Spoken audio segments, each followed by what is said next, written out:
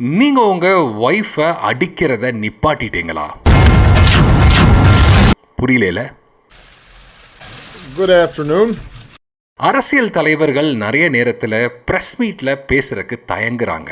And press மீட்ல பேசும்போதும் எப்படி பேசணும்னு தெரியறதில்ல. இதுதான் நான் ஆஸ் அ ஸ்பீக்கிங் கோச் உங்களுக்கு நான் சொல்லி தர போறேன். நான் ஆரம்பத்தில் கேட்டது தான் ஒரு லோடட் கொஸ்டின். அந்த கேள்விக்கு நீங்க பதிலே சொல்ல முடியாது.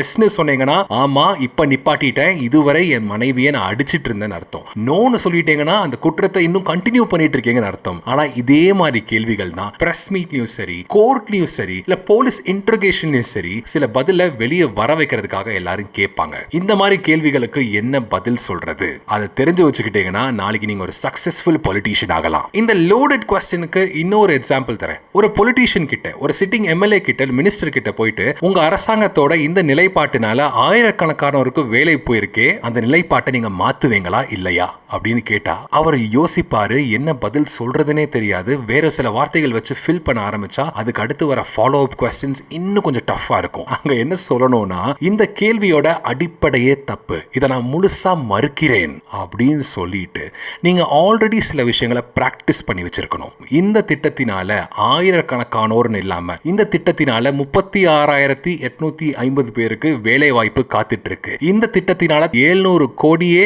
50 லட்சம் புதிய இன்வெஸ்ட்மெண்ட் வரப்போகுதுன்னு நம்பர்ஸ் சொல்லணும். சோ இப்படிதான் இந்த fallacy loaded question, நீங்க எஸ் சொன்னாலும் மாட்டிப்பீங்க, நோ சொன்னாலும் மாட்டிப்பீங்க கொஸ்டினை நீங்க கரெக்டா ஹேண்டில் பண்ணணும். அண்ட் இன்னொரு ட்ரிக் இருக்கு. இது உலகம் முழுவதும் நிறைய பேர் யூஸ் பண்ற ட்ரிக் தான். அந்த கேள்விக்கான பதில சொல்றதுக்கு முன்னாடி கேள்வியே லெஃப்ட்ல இருந்து ரைட் சைடு டைவர்ட் பண்ணி விடுறது. அந்த ட்ரிக் என்னன்னு நெக்ஸ்ட் வீடியோல கண்டிப்பா சொல்றேன். அதுக்கும் முன்னாடி இந்த மாதிரி நிறைய கம்யூனிகேஷன் டிப்ஸ்க்கு மறக்காம என்ன ஃபாலோ பண்ணுங்க.